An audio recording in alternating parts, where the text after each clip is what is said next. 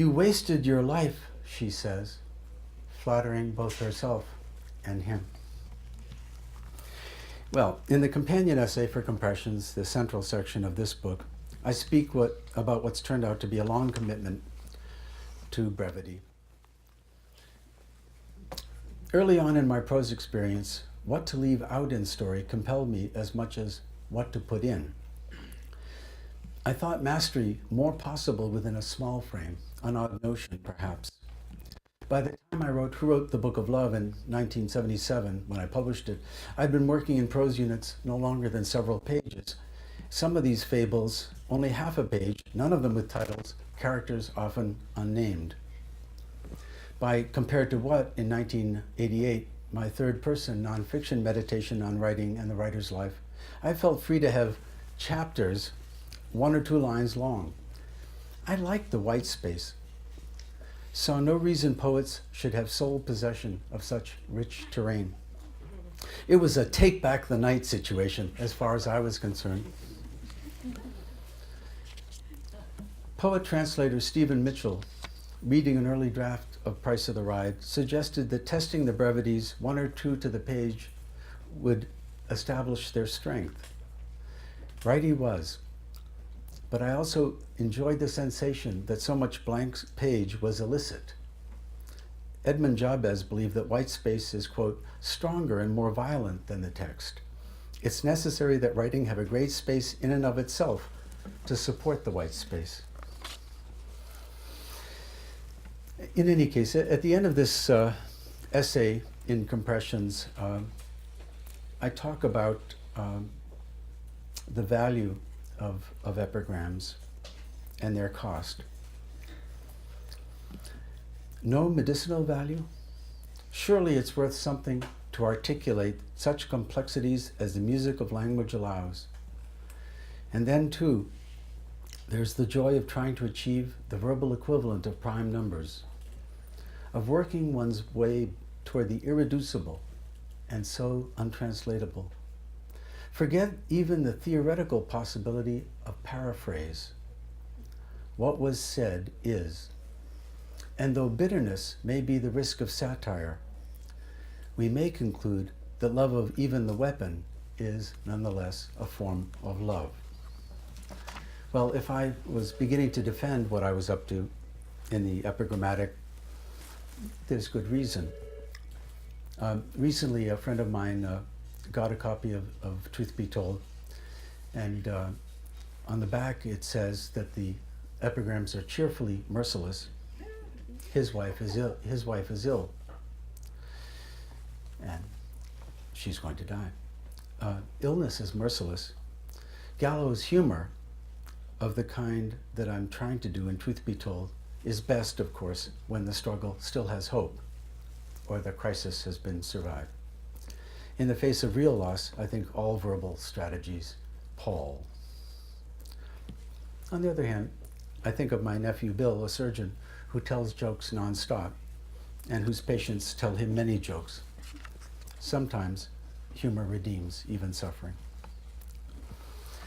I'm going to read now a few of the epigrams from Tongue-Tied, which is the last section of this book, and then some excerpts from the final essay.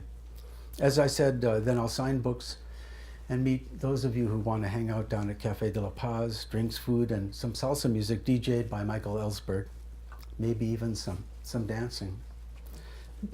Comes the question, when do we get to ask our questions about what you're doing? When I was a kid, we said, ask me no questions, I'll tell you no lies. Well, a few epigrams from Tongue-Tied. I asked 3 or 4 of you to tell me if I was screwing up. I don't see your gestures yet. Okay. Some epigrams from Tongue-Tied. Question. Have I wasted my whole life? Answer. No, not yet.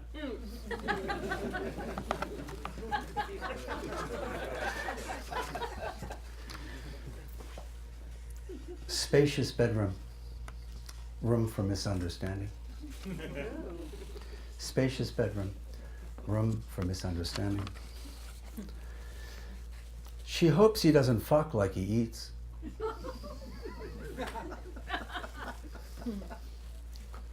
She hopes he doesn't fuck like he eats. Sometimes you see stuff that disturbs you and you just have to find a way to comment on it. You know? Right. Humor's aggressive component. But then, difference between a joke and a war? Right.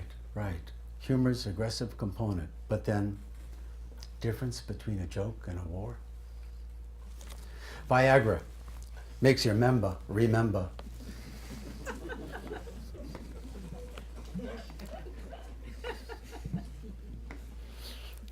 You all know what death notices are.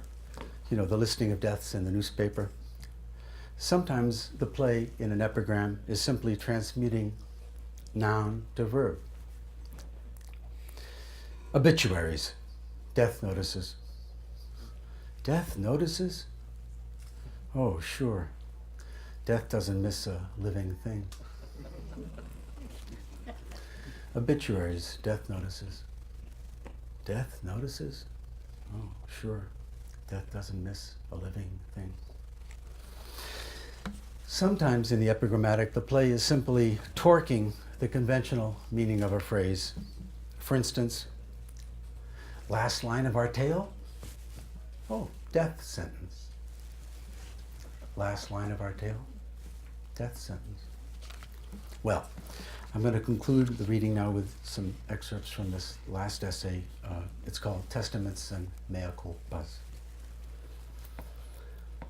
Recently, I turned 60. Don't tell anyone. 60, a wonder-working number as 30, 40, 50 never were. Over the years, I'd experienced a bemused remove from the dismay of others confronting such benchmarks. But 60, I felt fast-forwarded. Victim of mistaken identity. Read the digits as a measure of my debt to time, like a losing gambler at evening's end who'd almost convinced himself the chips were just chips. More, I was faintly embarrassed, as if having contracted a social disease. 60? Not that there wasn't fair warning. As I turned 54, an artery in my heart tried to occlude. What a beautiful word, huh? Occlude. Close call, but life went on. Then 2 years ago, I became the good friend of a woman in her mid-30s who worked with seniors, the over 60s. Of course, I realized I'd soon qualify to be one of her clients. Picking her up at work, I couldn't fail to see the wheelchairs in the lobby. Wheelchairs are for others? Also, receiving yet another fifth-year report from my college class, I was sobered by the growing number of death notices. Memento mori. Remember that thou must die. Memento mori. I'd presumed an exemption. Son of a famous physician who built the world's first hospital for the care of children with cancer, now about a mile from our beautiful home, I grew up with the capacity to make an absolute distinction between those dying kids and my siblings and myself. Years later, arriving in California at age 20, I had the sensation there was no dying here. So much milder the climate, so much freer of the dead hand of the past than my native Boston. Just 60 then, and those 60s, the former 50, I reread. It's funny, isn't it? Wish I had come up with that idea. Just 60 then, and though 60s, the former 50, I reread The Snowman. Wallace Stevens arguing that you need a mind of winter. A mind of winter to behold the boughs of the pine trees crusted with snow. A mind of winter. This time, the phrase spoke both of one's response to the physical world and to my animus for a third batch of very brief winter's tales.